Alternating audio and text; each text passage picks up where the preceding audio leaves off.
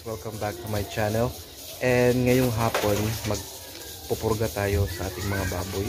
At ang gamit natin na purga, pangpurga is yung sachet na latigo.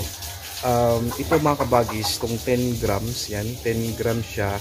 Tapos latigo 1,000, 10% soluble powder. Ito yung isang sachet, good for 10 na baboy. So itong isang sachet na ito, para ito sa 10 baboy na naliligo ngayon. Ayan sila, pinapaliguan. So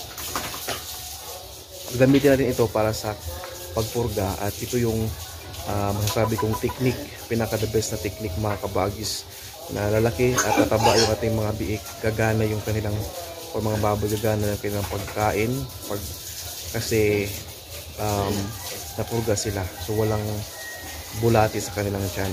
So pagkakaroon ng bulati, yun yung dahilan kung bakit minsan hindi tumataba, hindi lumalaki yung ating mga alaga, dahil sa mga bulati. So pagpurga ako, ipapakita ko sa iyo kung paano ako magpurga.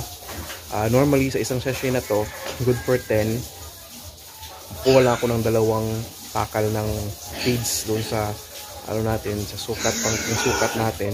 Ito yun kabagis. Ito siya. So 2 ganito lang, tapos i-mix natin dito sa isang sachet for 10 na baboy. So papakita ko sa inyo.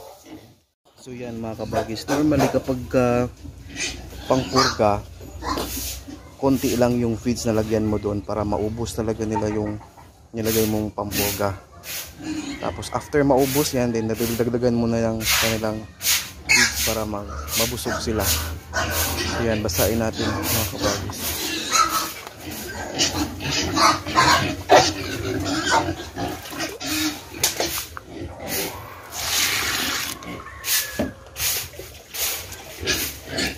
Sa mga nagtatanong, hindi ako gumagawa ng wet feeding, no?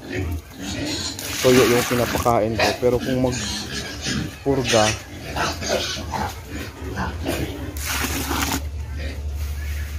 kapag magpurga ako, nilalagyan ko ng tubig para ma-absorb yung powder sa pampurga. Yan sila. Yan sila mga kabagis. Excited na excited. 2 months pa lang.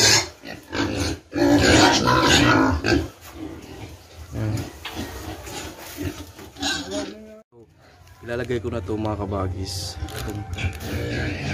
So tilagyan natin ng tubig para ma-absorb siya.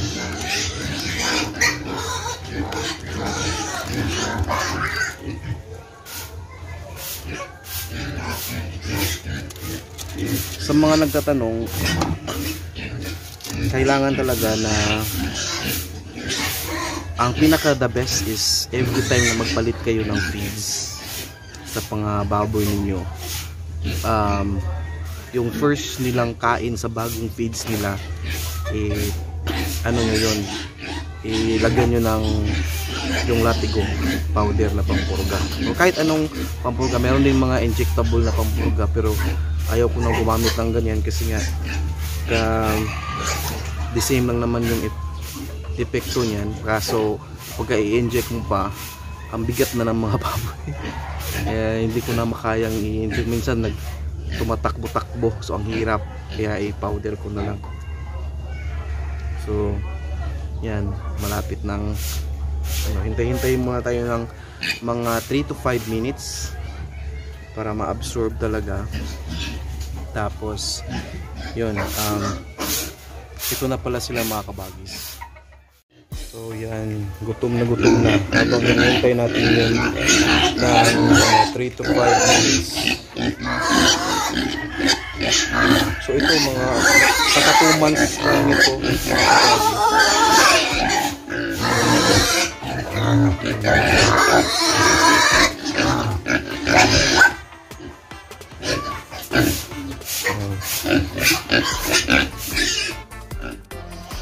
Yan sila.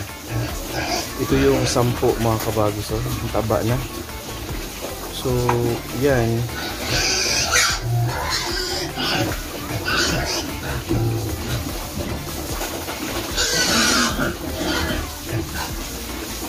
So, sa mga gustong magkaroon ng ganitong klaseng mga baboy, 2 buwan pa lang, matataba sila, malalaki. Again, make sure po na pina-follow natin yung ating suggestion na every time na magpalit tayo ng feeds, let's make sure na lagyan natin ng pampurga na powder. Ginagamit ko po is Latigo. May iba na gumagamit din ng injection na pampurga, okay din yun, pero ito kasi malalaki na, mabigat na sila, mataba. So, powder na lang yung aking ginagamit.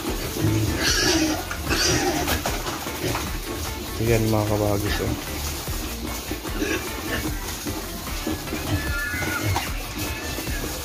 Yan sila.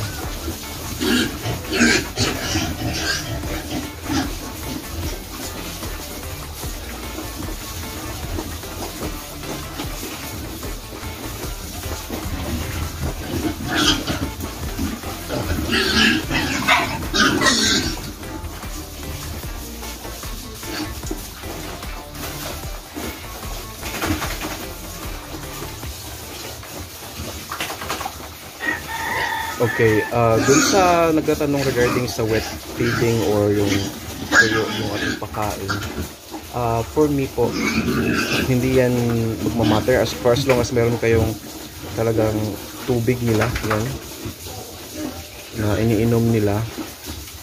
So kung yan, kasi kung ganito yan mga kabagis, yung logic dyan, kung dry feeding kayo, for sure, marami ding iniinom na tubig yung anyong mga baboy. Pero kung wet feeding naman din, konti lang din naman yung iniinom nilang tubig after nilang kumakain. So, ganun din yung logic dyan. So, if ever mag-dry feeding kayo, kasi yun yung ginagamit ko, dry feeding. Ayaw ko kasing ganyan. Tinan nyo yung wet feeding mga kabagis. Ayan. May mga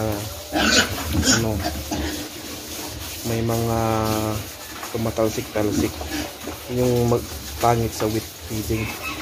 Kung sa dry yan, talagang malinis, sinot na sinot nila yung buong Okay, so again, kung dry feeding, okay lang yan for as long as maraming tubig kayo. Meron kayong 24/7 na tubig na ready nilang kainin. So okay lang yung dry feeding. Pero kung wala naman, wala kayong pig drinker na kagaya dyan, ang advice ko naman sa inyo is mag-wet feeding kayo para hindi ganun karami yung kailangan ng inyong mga baboy na inumin nila every time or every after nilang kumain. Ayan po. 10 dito. Yung ibang hindi pa kasi nalinisan. Yan natin maya-maya. Pupurgahin din natin.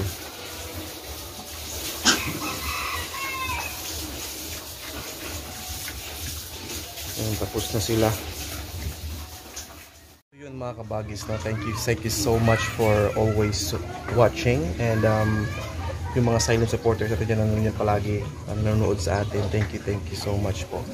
So ito na po sila, yung ating itong dito sa 12 na to, hindi muna natin to purgahin kasi napurga na natin to nung nag 1 month sila, and yung pinurga natin yung dito na side, yung 10 na yan. So mapurga sila mga pagka 2 months nito, another batch or another session ng kanilang pagpurga. So yun yung ating gagawin. So yung itong dalawa mga kabagis, meron kong ipakita sa inyo. Itong dalawa, yan, malaki na sila sila yung pinakamalaki dito sa lahat ng nandito ng mga baboy. Yung 10. So yung dalawa na yun yung pupurgahin natin bukas kasi magpi-finisher na sila. Yan, magpi-finisher na yan sila. Ibig sabihin malapit na yang mabenta. So Ngayon yung ating pupurgahin na naman sa bukas. So yun lang po. Recap tayo no sa ating ginagawa. Nagpupurga tayo para ma-maintain natin yung gana ng pagkain ng ating mga baboy. And regarding sa wet or dry feeding, kahit saan doon maganda mga kabagis. Basta lang ang akin is, if you want to do the dry feeding, make sure 24/7 available yung tubig, yung patubig ninyo sa inyong mga baboy. So 24/7 meaning anytime na gusto nilang uminom, makainom sila. And then kung mayroon naman kayong problema doon sa 24/7 na available na tubig, then do the wet feeding para maibsan naman yung kakulangan ng tubig sa katawan ng baboy. Kasi technically if mag-wet feeding tayo, so yung baboy natin hindi na ganun kadami yung kailangan nilang tubig na inumin nila kaysa dry feeding. Mas marami talaga sa dry feeding, kaya anytime mauhaw yan sila, umiinom yan sila. So yun, nakita nyo naman yung katawan ng ating mga baboy, 2 months pa lang yung 10 na pinurga natin, talagang mataba sila dahil nga magana yung kanilang pagkain. So ano ba ang benepisyo ng ating pagpupurga? Again, ma-maintain natin yung gana sa kanilang pagkain at liksi ng ating mga baboy. Kumbaga, magana sila, maliksi sila, malusog. Kaya maganda talaga yung ating i-make sure na every time na mag-change tayo ng ating feeds, ipurga natin sila. So yun lang, thank you so much mga kabagis ulit.